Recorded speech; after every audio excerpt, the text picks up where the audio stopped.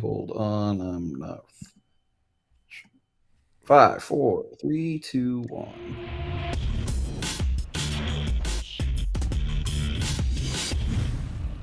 3, 2, 1. Well, hello, friends, and welcome to Who's Number One, the very best show on planet Earth. I'm Andrew Spey. Joining me at the head table, another beflanneled host, David Bray. Look, it's the autumnal air, the crisp, cool autumn air has come even to Texas and has forced us to dig out our flannels And we didn't even have to coordinate, which has just happened. no, we're both fans of, I like to call it the Garth from Wayne's World. He would often do flannel with the t-shirt underneath. And here we are. We're back. I'm back from Spain in the U23 World Championships. That was a lot of fun. JD is roaming the globe. He is a literal globetrotter right now. He may be, I don't even know what continent he's on, to be honest. I don't know, wherever Sri Lanka is, that's where he is. He's definitely not in Sri Lanka. But there are two Sri Lankans that decided they did not want to wrestle for a bronze medal. They would rather leave the tournament and disappear into Europe and start a new life. So that literally happened. That is something that makes organizing international tournaments very difficult, is the defections. So. Yeah, you know, it reminds me when I was in Central America. I wrestled in El Salvador and Guatemala 2 years in a row. And the first year we were there, this big tournament in Guatemala, there were 15 countries or something. You know, Central and South American countries there competing, and Cuba was there, which was exciting because they're very good, and everybody wanted to wrestle a Cuban. It was great. And then the next year, we found out that the Cubans were not going to be at the tournament. Didn't know why. I was confused. And then we got to the Guatemalan wrestling club, and the former Cuban heavyweight was their coach. And so he had just defected during that tournament, and That's how it happened. That's how. That makes it tough for Cuba to get competitions, and honestly, you go into these international tournaments. It's rather interesting and illuminating because granting visas is a huge part of the process, and getting all these teams in, and there were different teams. Mongolia and India were severely impacted by Spain not providing visas, so their participation numbers were down at U23 World Championships, and you know, there's not a lot UWW can do. They want to host events in certain places, but when people say, hey, why doesn't the U.S. host more stuff? It's not just, is there a venue? Are there wrestling fans? It's, has the State Department or whatever is the visa granting body in whatever government or state that you want to, or country that you want to host your tournament, have they agreed that they're going to give out enough visas where you can have a good competition? Yeah.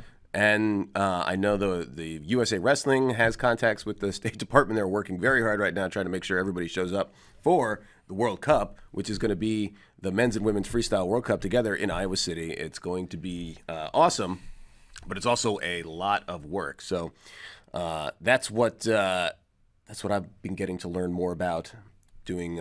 So that was the third overseas trip for me, and I think the last for at least until next summer. Yeah. But been a very good experience, a lot of fun. Got to watch a lot of awesome wrestling. USA won more medals this season at World Championships than any other year. When you add up U23s, U20s, formerly juniors, and U17s, formerly cadets, plus the Senior Open. It's been a good year for Team USA. A lot of medals, and that's not always the case. It's really hard to do that. So no, we're starting to get spoiled. I mean, we won how many men's freestyle? We had like 4 silver and 2 bronze, I believe. And you know, it's disappointing not to win any gold, but that's a lot of medals. It used to be like 1 or 2 U23 medals, and you know, you usually win 1 gold or so. But I think we've only had 2 golds in history. Richie Lewis was the first, and then Anthony Cassiope, and then Cassiope came back, got a bronze. You know, just ran into a really good Georgian. And U23s, a lot of countries just automatically send their backups or the people that were runner-up. You know, we have a whole separate team trials process. So the runner-up to Geno Petriashvili from Georgia is under 23 and still pretty dang good. And that doesn't mean Cassiope has regressed or whatever. He just ran up into a really good world-class heavyweight that is stuck behind, you know, one of the greatest heavyweights of the current generation. And had he been on the other side of the bracket, he would have had his hands full as well with Masumi, the Iranian heavyweight, who's also incredibly good, world class, and who did a little celebrating after the semis. I thought was funny. He's got a reputation for being a hothead. He is the son of an Olympian and 2-time world medalist, Fardine Mausumi, or Masaumi, and so Amir Masaumi is the current, you know, and he's got Amir Zare, who is a world champ and Olympic medalist in his way. And he's just an 18-year-old teenager, I think, Masaumi. But it was very funny.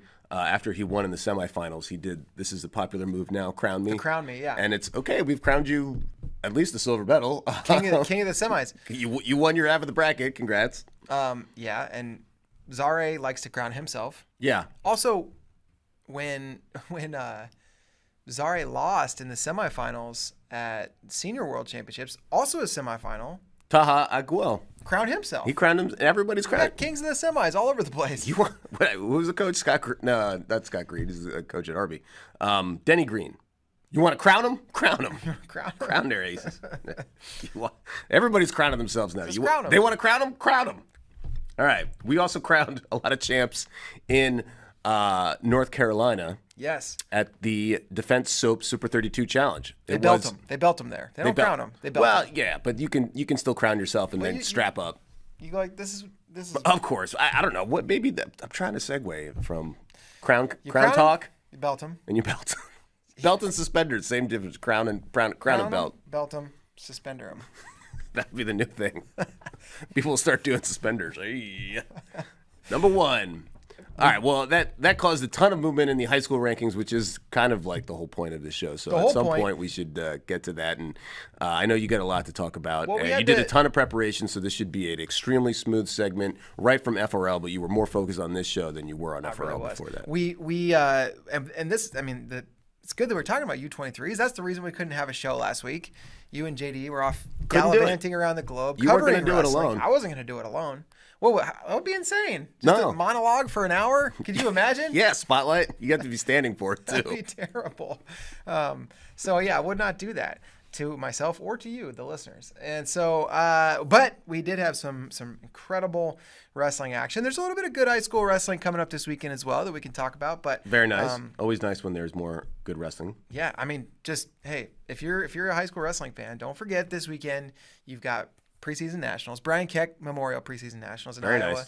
Nice. We also are going to have a pretty cool event from Arizona called the Wild West Wrestling Showcase. It's a Valiant Prep event, and they're going to have a number of ranked matchups. They're bringing in all-stars from around the country to compete against those Valiant Prep wrestlers, and it's going to be cool. They're kind of making a spectacle out of it, so I'm excited for that. And, yeah, Valiant Prep's roster alone can provide quite an all-star team. Yeah, so I'll try to talk about those matches as we get through the different weights. But let's go weight by weight because there was movement at every single weight class. Let's do it. Let's go from one weight onto the next. I assume you want to start at 106? Let's start at 106, where we had a true number 1 versus number 2 matchup between Christian Castillo and Seth Mendoza. And it was was this to decide who's number 1?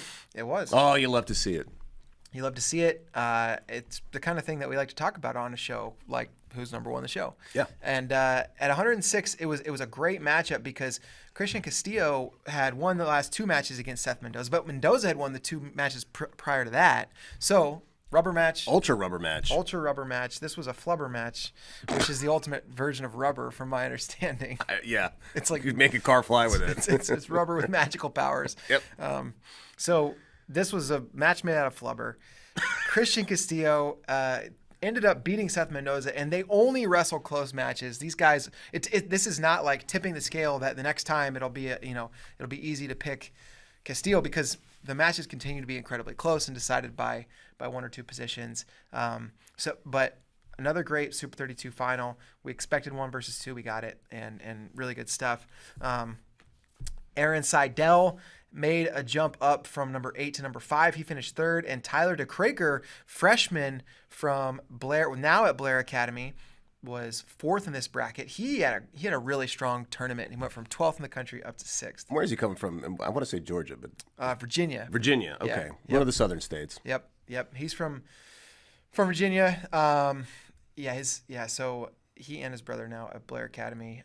Dominic Munaretto, the world champion, was 6th in that bracket, and in the 5th match, he actually lost to Michael Romero, who's not ranked because he's just in 8th grade. An 8th grader. There was a good number. There's a bit of that on the girls' side too, which we'll get to at the end. It's a little tease. Munaretto was a world champ at 45 kilos. 45 kilos. Mm-hmm. I almost said 44. Came very close.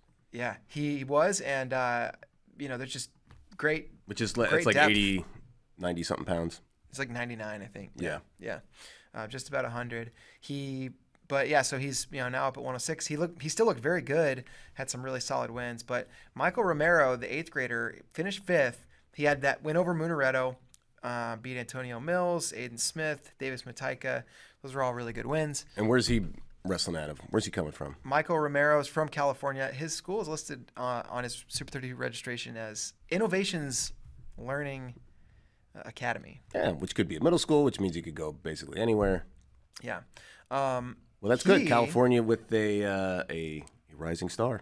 So if Romero was in the rankings, he would be in that top 10, probably would be sitting at number 7.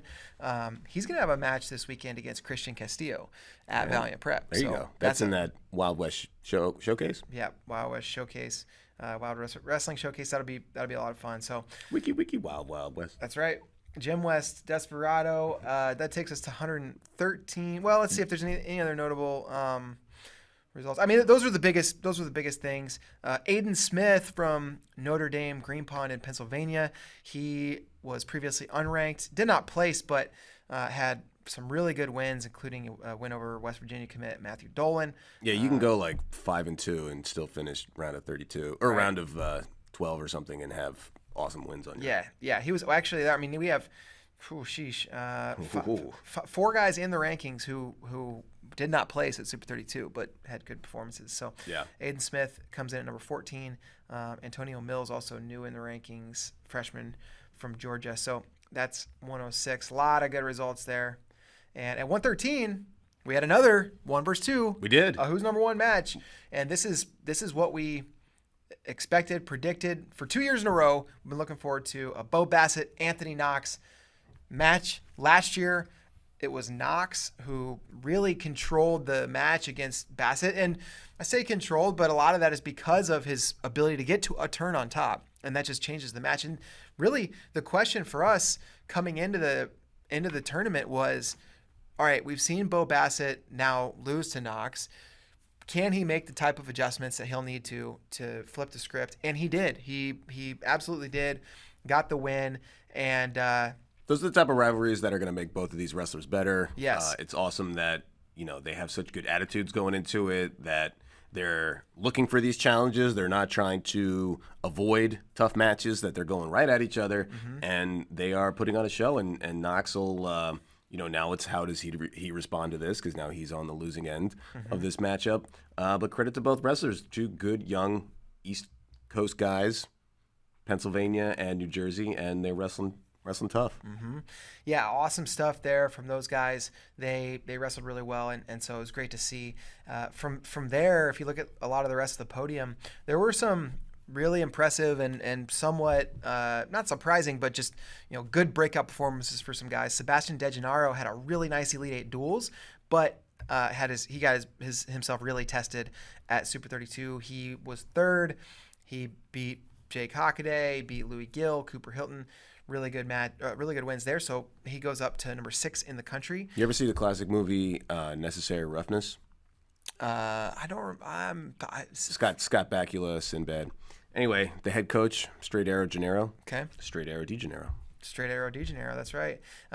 He is from Florida, sophomore, finished 3rd, ends up 6th in the country, and then Jaden James from Del Barton in New Jersey was unranked, finished 4th, had wins over Jaden Rainey, Ethan Rivera, Nathan Desmond. He comes from unranked all the way up to number 7 in the country. Jaden Rainey of the now famous wrestling. Are they famous or infamous because they're like enemies of the bracket. They like to bust things up. They like to get enemies of the bracket. They are. They have been deemed enemies of the bracket by the seating committee. They are. They go in there. They like to make some noise. Jaden Rainey had been ranked 2nd at 106, but coming up to 113, ended up 7th in this bracket. But so he's actually ranked ahead of some guys that placed ahead of him. But because of how his wins balanced out and how his wins have historically been, he ends up 8th in the country.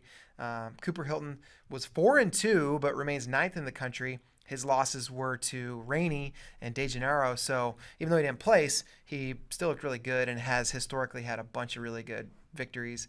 So he's stays there at 9th, and a large reason for that is because number 10, Nathan Desmond, who finished 5th, he wrestled Hilton twice at the Elite 8 duels. Hilton won both of those, so those 2 wins kind of anchor Hilton in place.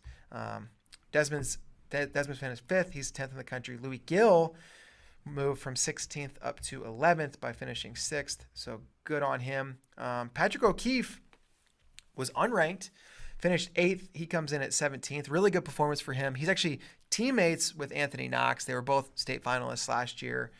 O'Keefe was a runner-up, and Knox won it. But O'Keefe and Knox actually wrestled in the quarterfinals of Super 32. That's probably didn't happen a whole lot where high school teammates meet in the quarterfinals of a tournament that prestigious, but it did for these guys.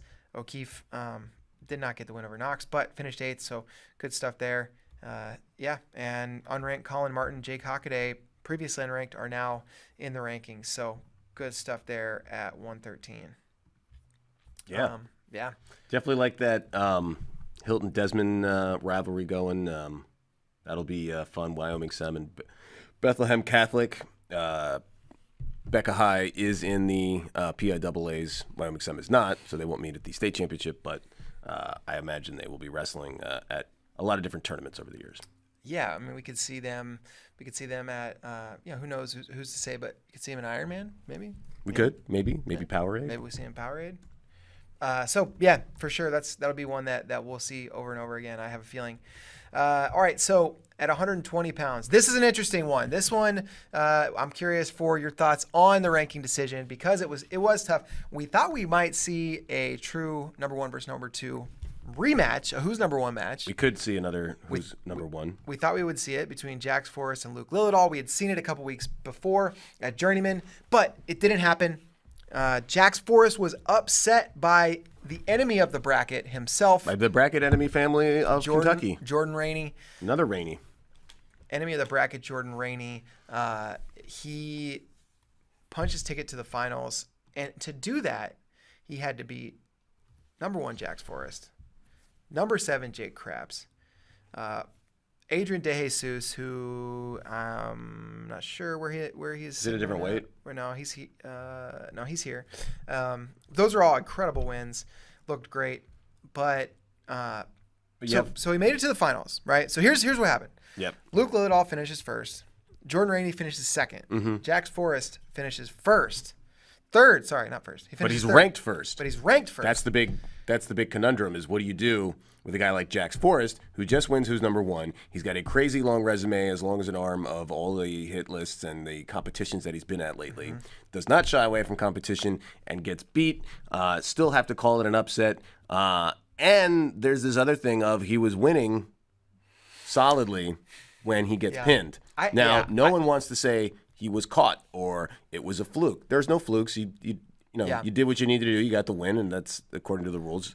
That counts. It doesn't just get don't get a mulligan or whatever. Yeah, and like looking at Rainey's body of work, that third period pin, that's a big part of how he wins matches. It's not, so definitely not a fluke. Yeah, right. You did what you needed to do, and it counts as a win in the win column. So that's how you factor it into the rankings. Obviously, we've described. You know what you did. You kept Forrest number 1, Lillidahl number 2, because he's got the win over Rainey. I think if Rainey had beaten Lillidahl, Rainey's number this 1. Is a different 100%. Different figuring. But Lillidahl should not go ahead of Forrest. You have a ranker's delight, a classic. Forrest over Lillidahl over Rainey over Forrest. And so to set the table a little bit more, before the finals, I was talking with our guy Mason Lindemuth about, man, this is crazy. Rainey is just like he's looked incredible, and that was exactly the conversation. Is if he wins this match, he's number 1. He's gonna have beaten number 1 and number 2, won the toughest tournament that there is. I said if he loses, then I'm gonna have some decisions to make. I'm gonna have to really look at things and make a call. So when I was looking at things, here were the important factors. Mm-hmm. Jax Forrest, and just in September and October alone of this year, he has double-digit ranked wins. Doubles of the digits. Doubles of the digits. One of those ranked wins was against Luke Lillidahl himself.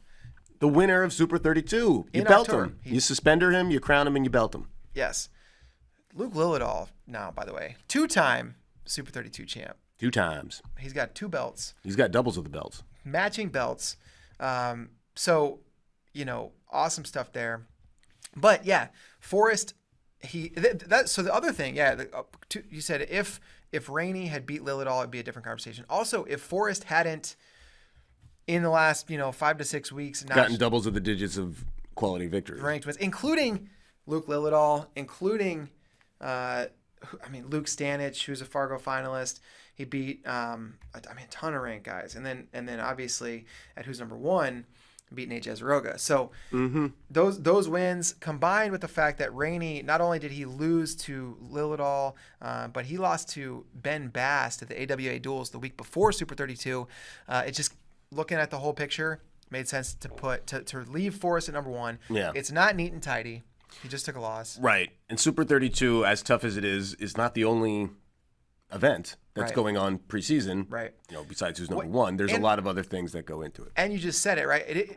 I've heard people make the argument, well, it's as close to the NCAA tournament as you can get at high school. That's probably true. However, it is still a preseason tournament. Like it's not this end of the year culminating. It's still a preseason tournament. Weight classes are being figured out. Guys are using it to get ready for their season, or not. They're gearing up for it. But yeah. Now, what we could see, which would be incredible, is Forrest, Lilidol, and Rainey all at Ironman. They will all be there. Will they all beat 120 pounds is the question, because Bishop McCourt has like a million incredible 120 pounders. They're all 120 and they're all great. Everybody's at 120 pounds. Their favorite weight class. I could see them keeping Forrest here. I could see them using Bassett at 120 and moving Forrest to 126. That's probably the most likely scenario. So we'll find out what they do there, but hopefully we'll see these matches happen again. Yep. And it'll help with some decisions. At number 4, Alan Kohler did not place in this tournament, but he also didn't lose a match. He was 5-0 and then had to default after sustaining an injury. And so, yeah, that's tough. He was injured in his match with Kilkiri. Didn't get to see the conclusion of that, unfortunately. Right. So that doesn't go down as a result. Yeah. Kilkiri moves up from 8th to 5th, and then Marcelo Milani from Michigan finished 4th in this tournament. Goes from unranked all the way to number 6 in the country. He had wins over Jake Krabs, Noah Nininger, Kale Nasdio. That's excellent. So he goes all the way up to number 6. And then from there, nothing super surprising. One guy whose results did not come at Super 32, who now is in the rankings, Ben Bass. Not only did he beat Jordan Rainey, he beat Kellen Wolbert as well, who's a Fargo champ at AWA Duels. And so he is ranked now from unranked to number 9. He's top 10 guy. So plenty more results at 120, but that was the biggest stuff. Gotcha. So no, you have no complaints about the ranking at 120. What? The number one for when all those results happen so recently. You have who's number one. You have the Elite 8, and then you have Super 32 all within like a month, maybe a little bit more than a month, whatever that was. And then you have the guy with the best resume, because you have circular wins, A over B, B over C, C over A, and so basically you say, okay, that's a wash. These guys have the same resume against each other. There's no head-to-head win. So now you go to the next factor down, which is total resume, or wins, best wins is usually the next thing you're looking at. And Jax Forrest clearly has that category locked down amongst those 3 guys. So I think you did the only logical thing you could with those 3. Yeah. Unless you wanted to say, unless your rankings were very explicit about Super 32 is what matters most. Yeah. Like, theoretically, I don't think there's any rankings that do that. But the way our NCAA rankings are like, look, this tournament is the tournament. Unless there's like crazy extenuating circumstances, like how you place is mostly going to be how you end up. The guy that wins the bracket is going to be number 1. Yes. If you finish 5th and don't see the guy that finishes 4th, you could still pass the 4th place guy if you were ranked ahead of him or whatever, just because of the way the bracket breaks down. But that would be the analogy. If you did treat high school rankings the way we treat our college rankings, then you could be like, hey, the guy that won the bracket is the guy that won the bracket. But this is as great as Super 32 is, and we don't want to downplay that or not talk about how it attracts the best high school talent of any tournament.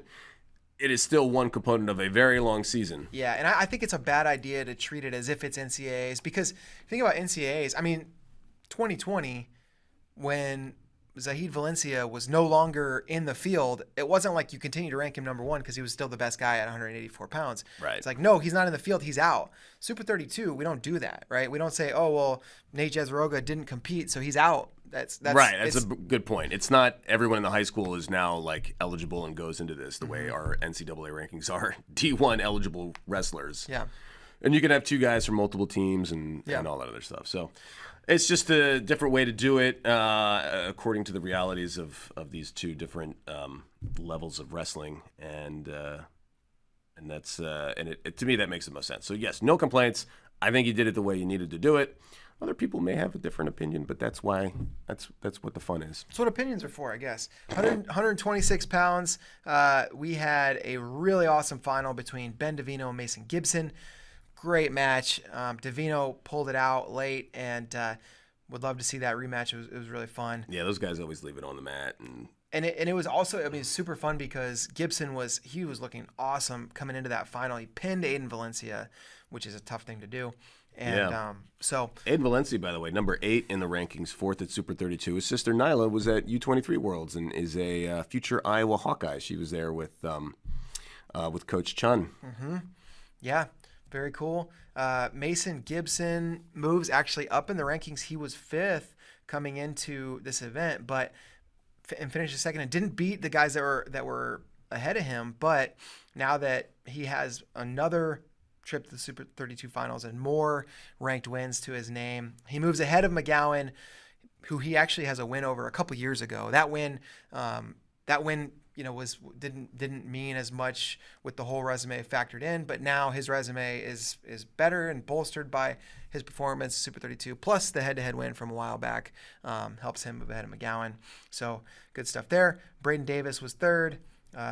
And Aiden Valencia was 4th. These guys were largely finishing in the order in which they were already ranked. So this weight class, they took it relatively easy on me, which I appreciated.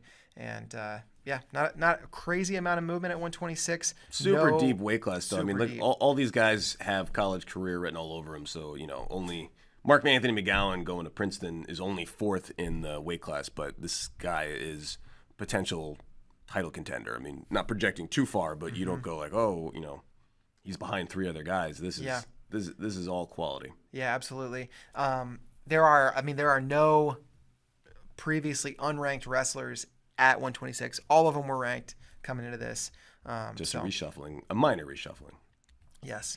132, number 1, Sergio Lemley looked as much like a number 1 as you can possibly look. He did have a very tight match with Kyler Larkin. Was it Larkin or was it IOB? No, I think it was match with IOB that was really close. But regardless, in the finals, he just put it on Brockman. 2 future Michigan Wolverines, Lemley for the class of 2023, Brockman class of 2024. But that was your final. Yeah, was that our only Ant-Man that we had? Just one Ant-Man this year. No Bowman.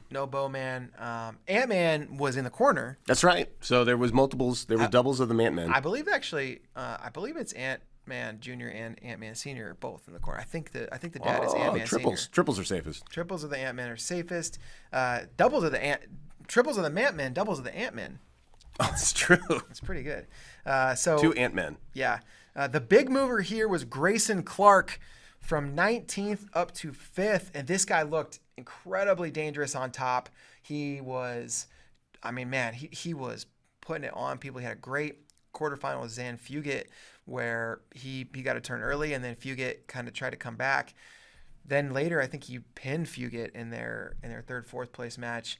Fugit, who was ranked 14th, is up to number 6. He had a great performance, finished 4th. He actually is going to have a couple tough matches this weekend at the event in Arizona, the Wild West Wrestling Showcase. He is going to wrestle both Kyler Larkin and one of the Guanajuato brothers. Which one is it? It is Derek. So he's going to wrestle 2 matches. And actually, Cale Hughes, who didn't compete at Super 32, is going to wrestle those guys as well. So they're going to lead off the card.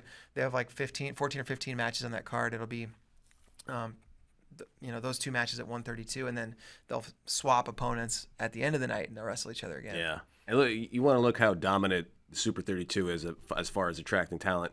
all top 8 placers, all Super 32 All-Americans are in the top 12. Yes. And if you want to move up in the rankings, you do exactly what Grayson Clark or Zan Fugit did. You go out there, you win a whole bunch of matches. Omar Ayab did the same thing. Kyler Larkin had to play 6 just to basically, keep up with everybody. Yeah. And he even drops a couple places. That's what you got to do. Yeah. Clark, Fugit, Ayab, and Robideau were all ranked in the teens, now all up into the top 10 after their performances there, which is good. Maddox Shaw was ranked 8th. He's down to 10th. Did not place, but his only losses were Robideau and Fugit, so he doesn't fall far. Yeah, DNP in the top 10 still. Yeah. Luke Simcox finished 8th, and he moves from 20th to 12th in the country. So really good stuff there. Jacob Brenneman from Maryland is up to number 13. He was unranked, and Paul Kelly in the rankings. So good performances from those guys. So Brenneman DNP'd at Super 32, but went from unranked to 13th. Yes. That's pretty gnarly. Pretty gnarly. It's because he beat Alessandro Nini, who's been excellent. Alessandro Nini, 5th in the world at the under 17? Oh, he's 17, right? Yeah. He lost to the same guy that beat Kyler Larkin from Japan, but in the bronze medal match. But right, yes, I think that's right. Anyway, that's 132. Yeah, just a loaded bracket. I mean, that's a bracket you may want to circle for looking back, I don't know, 5 years time or so, and just say, look what we had here. Yeah, it's going to be, yeah, for sure. Well, honestly, so many of these are probably going to be like that. Just go back to Super 32 brackets. Maybe we should do that. 2018 Super 32s. Let's do it. What a great idea for content. All right, well, that's it for this. We're going to turn. We'll do that at some point. I love that idea. Yeah. All right, so 138 pounds. This was unfortunate. We had Nasir Bailey registered at 132. He didn't compete. We had Ryder Block registered at 138. He didn't compete. Because Bailey has been competing at 138, I ranked him back at 138. I did not move him to 132. And all it was just registration and then no competition that moved him down to 132. Then no. Yeah. PJ Duke won the tournament. Man, he looked good. Yes, he did. Really want to see him against Block or Bailey. He's actually he's taken on a pretty tough challenge at Journeyman event in November. He's going to wrestle Ladarian Lockett, which is a fun match. Up 2 weights for him. Yeah, Lockett, Oklahoma kid. Awesome young wrestler, as is PJ Duke, so that's a good challenge. But yeah, giving up some weight. And you just look at the way he wins these matches. I mean, these are folk-style scores, so, his last 4 matches, 17-7, 11-4, 8-3, 21-8. I mean, those are all escape points. So you can just tell by those. Like, did he give up any offensive points on tournament? His finals match over Bouzakis, all escape points. He just poured it on. I mean, if you're pulling up the scoring breakdown of his finals match, how many takedowns did he have in the third period? It was just like, oh yeah, 1, 2, 3, 4, 5, 6, 7 takedowns and 2 near fall. He did not give up a takedown in those 3 matches, and then the 4th match, all escape points. I don't think he gave up an offensive score. The guy looked unstoppable. And yeah, you can go ahead and book that stat. PJ Duke rolls through the tournament, does not give up anything but escape points. Yeah. So really want to see him against Ryder Block and Nasir Bailey. Didn't get a chance to do it, unfortunately, but he just looked outstanding. Reminds me of what a coach once said at a clinic a long time ago. Whoever has the most escape points loses. Yeah, that's usually It's true. basically like escapes are bad. If you accumulate a lot of escape points, guess what? You're getting your butt kicked. That's why I like to give up a ton of riding time instead. Stay down there. Stall out. Colin Rath was 3rd in this bracket, but his recent win over Vince Bouzakis keeps him ahead of Bouzakis in the rankings. Right, and they never met. Yep. Grigor Chalakian had been ranked 5th. He finished 4th in this bracket. He's now 8th, but still a very solid performance for him. And then from there, the big mover, Colin Arch, formerly unranked Northern Illinois commit, is now ranked 9th in the country. So great performance for him. And there were a number of guys from Missouri at this weight who looked pretty solid. Carter McAllister finished 7th. Show me states, showing results. Yeah, really, really impressive stuff. I think, both those guys, McAllister and Arch, were the guys who beat Pearson Manville to keep him from placing. So that was... Yeah, Evan Itzke didn't place. I mean, some real quality guys. Really quality Kept guys. off the podium. Yeah, absolutely. David McClellan enters the rankings at number 19. He's a guy that's been knocking on the door, but his victory over Gabe Boisu is what moves him into the top 20. Boisu, by the way, a guy who has a win over PJ Duke in his past. He also is. That's a good one to have. He's also taken several beatdowns since then. I don't think PJ Duke liked losing very much. That's the danger of beating a guy like PJ Duke. Yeah. He remembers. Yeah. 145 pounds. This bracket was pretty wild. It got upended, and Weston Dalton was the big mover. He had been ranked 13th coming in. He is now up to number 4. He beat Joel Adams. He beat Coy Biskins. He beat Sam Cartella. Those are all excellent wins. This was what we had circled for. Okay, Joel Adams, like you're a Greco U17 world champ. You stumbled a little bit, coming back to folk style a little bit, but this is your opportunity to, get a number 1 ranking or come back to that level that you were at, and still have a lot of faith in Joel Adams, but for sure. And you can't really fault a number 1 seed, for having that seed. But these are just monster brackets. You lose 5-4 in the quarters, and that's what happens. Well, the crazy thing about the top half of that bracket was the depth in that top half was like it was nuts, but it was Adams, Biskins, and Church who are all up on that top side. Yeah. Dalton came out of the top side. He didn't win the tournament, but he came out of the top side. He beat 2 of those 3 guys, and so that's why he moves up. Joel Adams looked solid. If he would wrestle this tournament again, he could definitely win it. Right? He's that good, and he believed he was going to win it. He actually came up to the press row at the end of the tournament, and he showed me that he had a little something in his backpack that he was hoping to pull out for the celebration. It was his. Was it Gatorade because he's thirsty after you win a tournament? It was not a Gatorade. That would be. I mean, what a celebration that would be. Oh man, Taking a swig on some Gatorade. Very thirsty. Just plugging a Gatorade. Or just anything, No, it was his World Championship belt from his Greco-Roman World title this summer. He was hoping to have a belt on each shoulder. Oh, get the 2 belt double strap. Strap it up. Yep, he was ready for it. You could use the straps as suspenders at that point. That would be just attach them to the top of your pants. It's great. You gotta figure out how to attach them, and then you're good. Singlets kind of have built-in suspenders already, really. But yeah, when you think about it, especially those old cuts, the old thing that you're basically underwear with some suspenders attached to them, the old Greco cuts. Yeah. But yeah, Weston Dalton, the big mover. Coy Biskins finished 3rd. Mac Church was 5th. Cooper Haas 4th, and Joel Adams ended up 6th. So a little bit of movement there at the top, but Dalton the big one. So awesome stuff from him. Another crazy bracket. I mean, you get shuffled up and down. I mean, Mac Church goes from 3 to 7, but how you be disappointed when you go through that bracket and you have wins over like Mac Church he is Mac Church over wins over Joel Adams that I'm looking at there. You drop one to Voinovich. I don't know. It's just wild. Yeah, the Voinovich loss was a little bit surprising, but like you said, he had a good tournament. By the way, Perrysburg's Winton Dinkins, a Campbell commit, finished 8th. He was unranked. He comes in at number 12, and that's a good get for Campbell. But also Perrysburg looking strong. I mean, that's going to be a really fun team in Ohio. We'll get to another of their high performers here in a couple weight classes, but all right, full foreshadowing. Yeah, that's right. Chekhov's gun. We're not. You talk about the guy at if you see a ranked guy in a room in the first act of a play, then that guy is gonna be fired off at the third act. That's right. As Chekhov has taught us all. Chekhov's references to ranked wrestlers. Okay, so 152 pounds. Man. Ladarian Lockett won the bracket, so he remains number 2 in the country. Ty Waters, the big mover, the West Virginia commit from number 8 to number 3.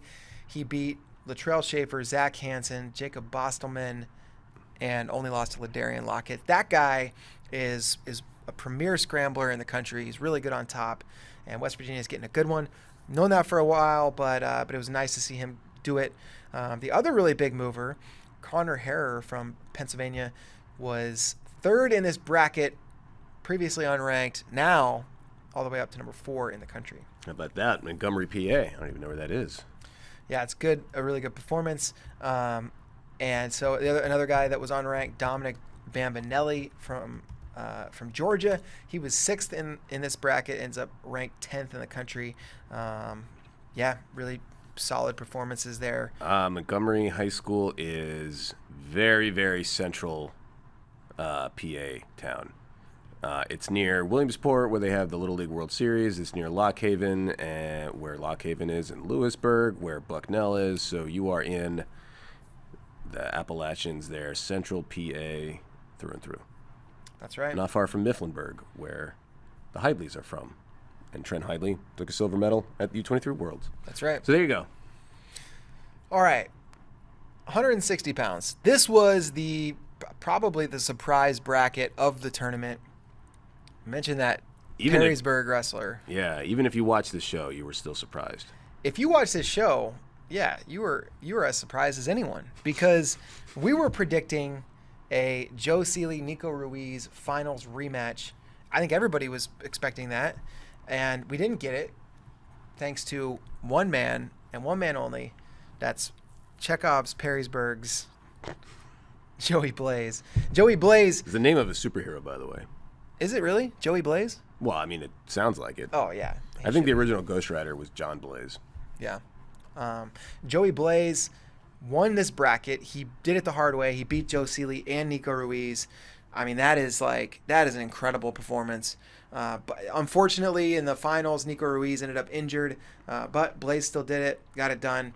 And so he goes up to number 2 in the country. Yeah, that's, take out 2 and 3 on your way in year 5. That's an easy call for the rankers. Yeah, he looked great.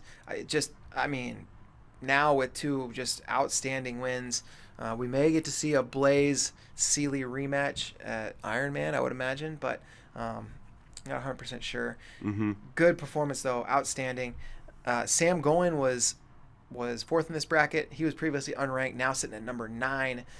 So really awesome work from him. Yeah, and if you're in a spelling bee and you have to spell something and then you say R and it's not R, you can just go, are you Sam going to the mall later is what I was asking, and then hopefully your teacher gives you a break and you get to finish spelling the word. And then you can be the smartest man alive in 3rd grade as an adult. Yeah, I hope so. Billy Madison style. Thank you. Just a good reference I wanted to shoehorn in there. It was, that was definitely a shoehorn situation. You got your Chekhov's gun. I get my Billy Madison. We got Billy Madison. We're covering the cultural landscape. Yeah, you and your literary references and smart guy plays. All right, 170 pounds. Rocco Welsh stayed number 1, but he was definitely tested. Dashiell Lamer looked really awesome. That was a dicey proposition there for Welsh. I mean, we all had him as, I think we said the words, if you're going to pick who's the most favorite to win any of these brackets, he would probably be there. He did do it, but man, it was a tightly run. Listen, we also said, if you're a fan of who's number 1 on the show, don't be surprised if there is a number 1 that's a huge favorite that gets tested, because we saw it happen to Levi Haynes last year. Yeah. And we knew it was possible. We didn't know who, and it turned out to be Dashiell Lamer, who was runner-up in this bracket, ends up moving from 9th to 4th. He gave Rocco Welsh a very tough match. He looked awesome on the mat, so good on top. He also beat Luis Sergio, beat Don Federici, and so Dashiell Lamer moves up to number 4 in the country. And the other big mover at 170 pounds, Ty Ice, which is also a super cool name. Yeah. Although it's not spelled the way it sounds. Either way, Ty Ice and Joey Blaze. We gotta see that match. Actually, we have to see that match. Yeah, I mean that would be Ice Nice baby. If we started telling people that there was gonna be a wrestling match between Ty Ice and Joey Blaze, it would sound like sounds like a song of Fire and Ice. It sounds just throw like some dragons in there, and you got yourself a major HBO franchise. It sounds like I don't know, some kind of crazy movie, like some wrestling movie. Yeah, right. Oh, yeah, right. You got Joey Blaze and Ty Ice. Right. Yeah, right. That's like a Disney show, and then like the final, battle between Blaze and Ice. Mm-hmm. Mm-hmm. Yeah. But man, that would be a great match to see. But Ty Ice, just a sophomore from Ponderosa, Colorado. He's a guy that has been waiting for a breakout performance like this, and just Isn't that a Colton sophomore. Schultz's high school. Mm-hmm. That's what I thought. It is. But yeah, great performance from him. He beat Sergio Federici and Harvey Luddington along with Jed Wester. That's a brutal path through the bracket. He ended up 3rd. Really good performance from him. Sergio was 4th. Federici 5th. Federici up from number 19 to number 7. And then unranked Abe Wojciechowicz, maybe, is now number 8 in the country. I'm going to have to get better at saying Wojciechowicz? that. Is that how you would say it? Wojciechowicz? Yeah. Well, maybe not Jigga.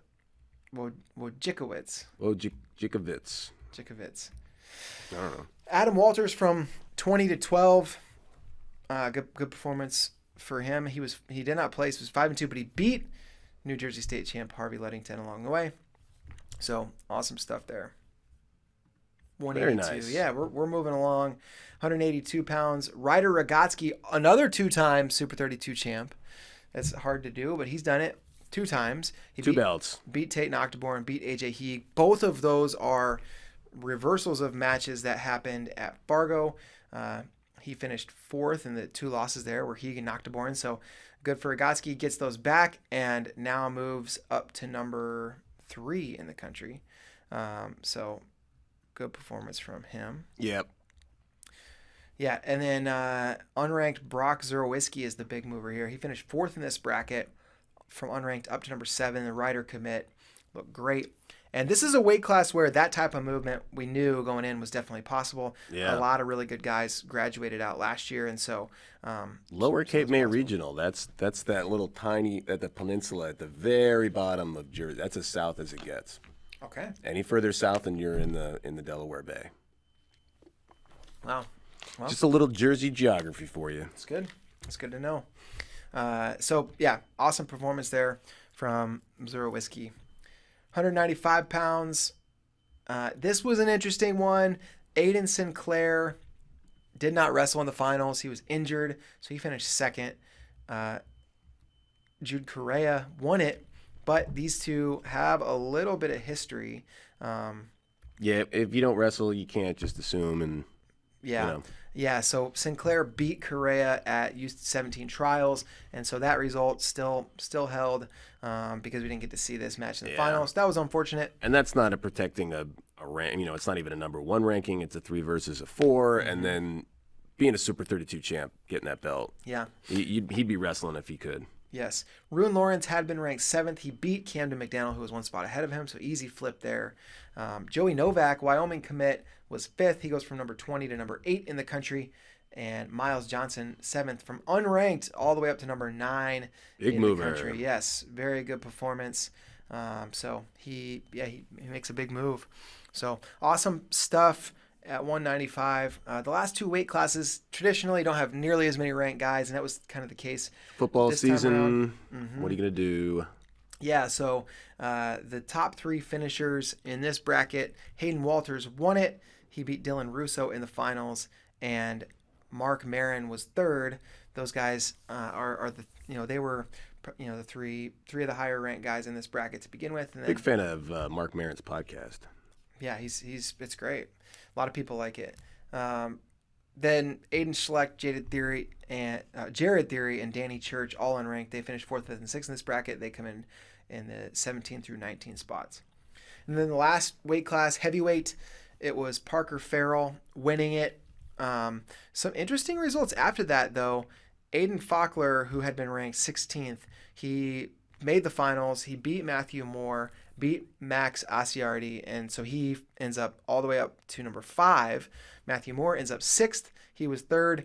He beat Aiden Ateo, who had been ranked 4th, so he falls to number 7. So that top 4 is where a lot of the movement happened. And then 3 unranked guys finished 5th through 7th. That's Austin Boyd, Dirk Morley, and Nathan Carnes. And Nelson Toro finished 8th. So those guys all enter the rankings. So good performances from them. Yeah, still and, some good heavyweight stuff. Yeah, congrats on them putting in the work and earning that ranking. And so that's what we And got. Aiden Atao, U17 or U20 bronze medalist, just committing to Oregon State. That was recent, wasn't it? That was yesterday. There was a whole bunch of commitments happened yesterday. Yes. Or a slew of them. Yeah, So. absolutely. All right, very good. How about you? We want to flip over and do a little analysis of the women's brackets, perhaps. Yeah, let's put the men's brackets down and flip it and reverse it to the women's brackets. Flip it, reverse it. We'll go through here and kind of discuss everybody in the rankings. unlike the men's brackets, the women's weight classes are all different than what gets ranked. High school girls wrestling is still kind of like figuring out what weights it needs to use nationally. A lot of states do their own thing. Super 32, wanted to have a high school girls bracket, but needed to attract as many people as possible. So the weight classes kind of evolve over time because you need to figure out weight classes where people are going to enter, fill out the registration list. But anyway, long story short, there are going to be a lot of talks about where someone's ranked versus where they wrestled, since the two of them are never the same. So the lowest weight class at Super 32 is 97 pounds. The lowest weight class that is ranked nationally is 100 pounds. So what happened was we had Morgan Turner, who was a freshman. She wrestled at Who's Number 1. She's ranked 13th nationally. She won the whole bracket. That included a win in the finals over Rhiann Murphy, who was ranked number 6, and a win over Katie Valdez, who was ranked number 12th. So expect Morgan Turner to move up the rankings, as we all did.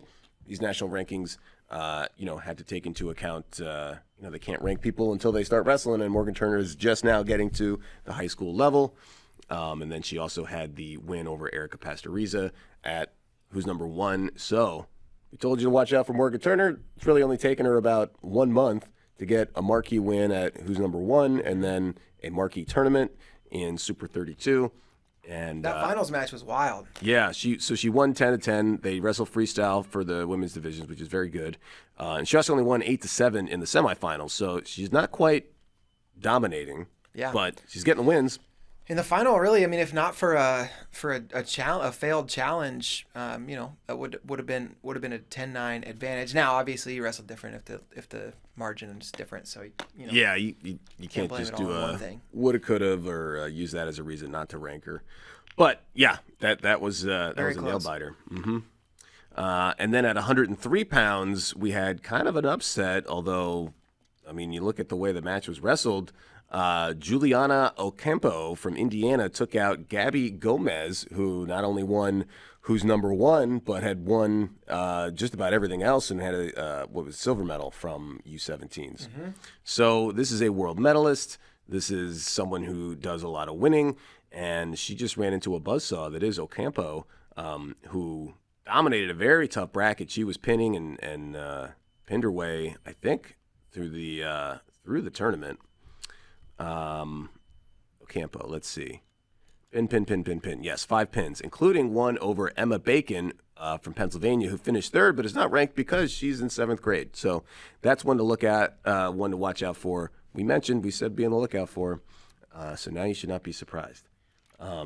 No, there's no reason. It's just completely inexcusable. No reason at this point. So now things start getting funky with the weight classes and where people wrestled and what they finish. So, Gabriela Gomez is ranked at 100. She wrestled at 103. I'm not sure if she's going to move up to 106, which is the national weight class. And just to keep things confusing, the next weight class here is 108 at Super 32. That had another Who's Number 1 participant in Claire Bowie. She finished 2nd to Anya Falcon of California. Or Bowie didn't finish 3rd. For 2nd, I should say. She lost. She finished 3rd. She lost in the semis to Anya Falcon. Anya Falcon then lost to Paige Morales, who had an excellent tournament. She won it. And Morales is ranked behind Bowie. Right now, 106 goes Audrey Jimenez, who's going to stay number 1. Claire Bowie, who is ranked number 2, Paige Morales 3, Anya Falcon 4, and then Juliana Ocampo is 5th. So what happens there at 106? Ocampo, does she move to 100 or does she stay at 106? I don't know. I think everything might stay the same except Morales will jump over Bowie, who will probably drop below Falcon as well. And then, I don't know, maybe you have to keep Ocampo there because she won 103 pounds and she's being ranked at 106. And didn't see any of those other people, and she beat someone who's ranked at 100 at 103. So this is a conundrum for the rankers, and everybody else there wrestled at 108. So maybe one day they'll match up, and it'll make it a lot easier. 115 pounds, Ava Ward, who won Who's Number 1 at 112 pounds, was up at 115, and she lost twice. Mm-hmm. She lost to Kylie Tabaldo. Tabaldo was a runner-up. She lost to Tabaldo in the quarterfinals, and then in the consolation semis, Ava lost to Sorry, Alexis Montez. Wow. Yes. And Montez is ranked third at 117. So what happens to Ava Ward, who's number 1 at 112, and she finishes fifth at 115 at Super 32? Well, I'm guessing what's going to happen is she's going to get jumped by Alex Scott-Nicki, who she beat at who's number 1, but Alex Scott-Nicki just won Super 32 in convincing fashion. She tech-falled DeBaldo, who beat Ward. So I don't know what's going to happen. Ward is currently number 1 at 112. Scott-Nicki number 2, as you'd expect. Carly Brooks is number 4 at 112. She finished 4th. And then what happens with Alexis Montez, who's 3rd at 117? They were all in the same bracket. They'll have to get rearranged somehow. Kylie Tebaldo will likely move up. She's ranked 7th at 112 pounds. And you might see a new number 1 with Alex Scott-Nicki at 112 after Ward took those 2 losses there. So. Yeah, that'll be interesting. You know, Ava Ward, I mean, she really was locked in for that match with Scott-Nicki at who's number 1. Mm-hmm. She got the victory, and now it's, you know, out of her hands a little bit, right? They didn't get a chance to wrestle each other, but Scott-Nicki did it. She, you know, won the bracket, and man, had some tough ones along the way. Beat Montez 6-5. Oh no, actually, she ended up. Did she end up with a fall? No. Sorry, 6-5. It was 6-5. At you know, in the semis, but got it done. She's probably gonna move ahead.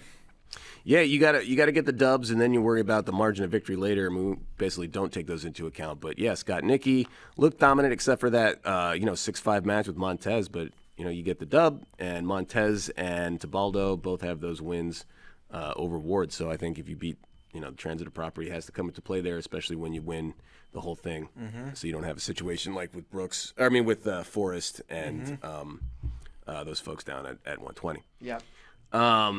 All right, the next one also gets interesting. The next weight class up is 123 at Super 32. The winner was a 8th grader, Tana Fernandez of Maryland. She absolutely dominated everybody in her bracket. She tech-falled her way. She outscored her opponents, I think 52-0 in 60. 61-0. So absolute devastation for an 8th grader. And she beat number 2, Cadence Diddick, a Super 32 winner and then runner-up last year. And then Carly Keshkar, I think it's Keshkar, from Wisconsin, who is number 7 at 122. So I think Everest Lidecker is going to stay number 1 at 122, but expect Tana Fernandez, who's currently at number 10 at 127, to get ranked at 122, where she'll probably be number 2. And Maryland's got themselves a pretty good prospect there. She also beat Zayo Estrada, who's number 1 last year. Yes, and really good win. Estrada ranked number 5 at 122. Unfortunately, I think she's going to drop a couple spots since she finished off the podium at Super 32, but still very talented young lady.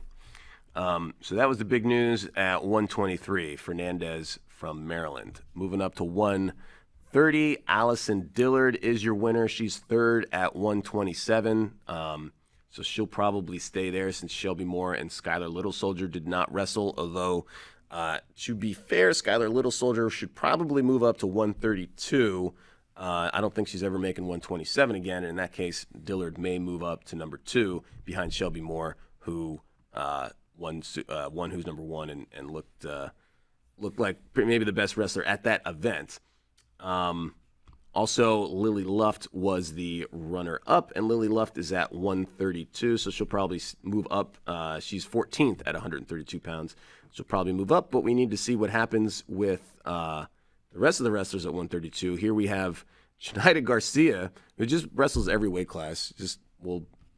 It doesn't seem to have one where she likes to stick around. She's number 1 at 132. She beat Valerie Hamilton at who's number 1, who's number 2 at 132 pounds. But Shinaida decided to wrestle, instead of cutting down to 130, up at 139, which is basically where a bunch of wrestlers that are ranked at 138. I hope you're keeping track of all this because I definitely am not.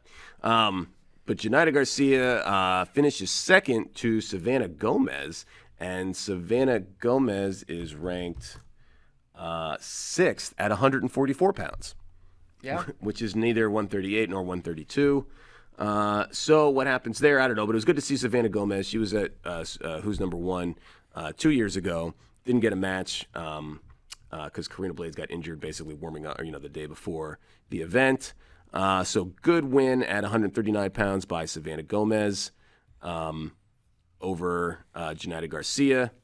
And then Sydney Perry, who is ranked number 1 at 144, cuts down to 139 and finishes in third place. She lost to Chloe Charlesworth, who was ranked 14th at 138, but then Charlesworth dropped a match in the backside, so Perry actually finished ahead of her. So a lot of movement, a lot of weights to figure out there. This is where things get real tricky with as far as who wrestles where and at what weight class.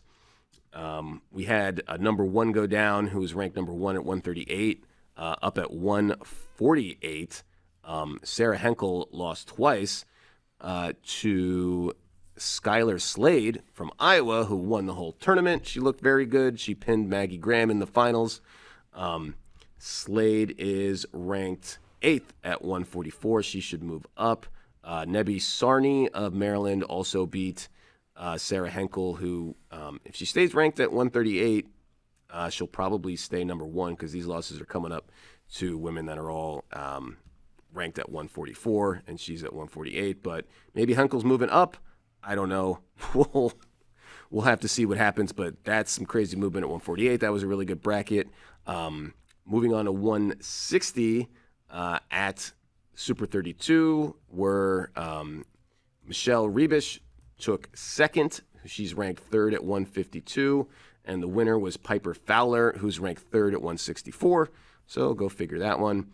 And then Amarissa Manuel won 172 pounds. She is ranked number 2 at 164, so she'll probably stay there. And at 195, it was Ella Murphy over Sophie Pollock. And I don't think you're going to see too much changes, although Ella Murphy will probably move up. She is 4th at 200. No one else in that weight class was in her bracket, but that's something else for the ranking committee to figure out. So that's our Super 32 wrap-up. Tana Fernandez, OW, most impressive performance, not surprisingly, but also Juliana Ocampo, in my opinion, did extremely well. And Savannah Gomez, good to see her back on the top of the podium as well. Yeah, really impressive, and that tournament has been good for a long time on the women's side of things. It continues to get deeper, and that's a great thing to see. Yeah, good stuff. Hopefully, it keeps attracting that talent, so you get to see everybody come together. Would like to see those weight classes tweaked a little bit. I would make things a little easier. I would, just following along. I don't know. Make them the same as the ranking, or make them the same as the rankings weight classes, or what. Yeah, or maybe have one lower or something like that, because I do think 100 is kind of high to start for high school women when you have a lot of 8th graders also. Yeah, drop a 95 in there, and then go 100, and then boom, all the way up. Yep, that's what I would do. That's what I would do as well, but we'll see. We're not in control of that. So, all right. And then U23s was awesome. I don't know how much that's going to affect the international rankings. Maybe we get Kozak involved, NCAA. I think they're out. They're out? Yeah, I think that, there were a couple results. They didn't have a ton to do with Americans, although I think there's a chance that Cardenas ended up in there at 92 kilos. He did beat Maserati. Yeah. Not Bugatti, though. He was not in the bracket. Yeah. Cardenas in there? I would love to know, but my computer just did a forced reboot of some. Oh, crap that on you. All right. Well, you blew it. Let's see. Maserati is number 19. He drops like a stone. Miriana Mesuradze of Georgia. He lost to Jacob Cardenas, who wrestled awesomely. Cornell. Very good guy on their hands there. He lost to Firuzpur. There's 2 brothers from Iran. 2 Firuzpurs. They both won U23s. I'm back. Oh, you're back, baby. Cardenas, number 18 now in the world. Yeah, snuck his way in there. Wait, what is he in the NCAA? It might be similar. Oh yeah, he's not high up there. I think he plays 16th at nationals, so he's probably in the teens, or around a 16. I really want him to be somehow lower at NCAA than he is. He's not. That is not. No, he's higher than that. No, he's 22nd in the NCAA rankings. Is he really? And he's 18th in the world. How about that? Wow. Only in America. That's good depth. Yeah. U23s, guys like Vito, I think, are going to bounce back. I thought Aaron Nagel wrestled really well for being a guy that might not be on everybody's radar yet from Minnesota. The upper weights all got medals from 79 up. Carter Starachi had to fight off that crazy leg lace. Trent Hidley, awesome match against Iran. That was one of the highlights of the tournament.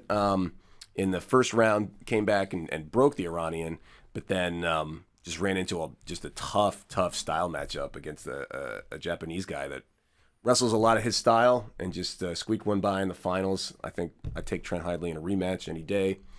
92, Cardenas wrestled great. Tanner Sloan had an awesome tournament. Guys just ran into buzzsaws. And then Anthony Cassiope, the only two-time U23 medalist in American history. And on the women's side, you can pretty much say Amita Lohr, and she kept off her, she swept U20s, seniors, and now U23s. What an awesome accomplishment. Basically stealing the spotlight her for a little is Yui Sasaki down at 50 kilos. She steamrolled everybody. I might have to quibble with the stats that UWW is throwing out. It's not their fault. The refs didn't call it, but she definitely gave up 2 exposure points for her first point scored on her in 5 years. Yeah. And she's still a teenager. But she came back and pinned her Indian opponent. U23s were fun. A lot of good matches. Kind of the last freestyle we're going to get until World Cup, at least high level. Yeah. There'll be some other tournaments. I think, who is it? Pennsylvania RTC is sending McKenna and at least one other wrestler to Kazakhstan in a week and a half. Yeah, I believe it is Berger. And Tyler Berger. That should be fun. Good luck in Kazakhstan. Don't know much about what those brackets will look like until they come out, but yeah, maybe we'll get some Russians. I don't know. We haven't seen Russians in a while. There's kind of a big deal going on with that globally, with a whole war in Europe. So either way, World Cup should still be awesome, and and some high school stuff. You said the Wiki Wild Wild West shootout. Yep, that's right. Showdown, and of course NCAA. Askren was saying there's some event in Wisconsin called the Big Cheese. Find out who the Big Cheese is. Big Cheese. Okay. Who's the Big Cheese? It's who's number one of Wisconsin. We're just setting trends. But they had to bring in some out-of-staters. So there's a chance that somebody will come in, infiltrate Wisconsin, steal the Big Cheese, take it back to a different state. Who stole my cheese? I don't know. We'll look into that, I guess, after that event. And in the meantime, get ready, get your flannels out for some nice, good wrestling weather. And we'll see you next time. Bye-bye.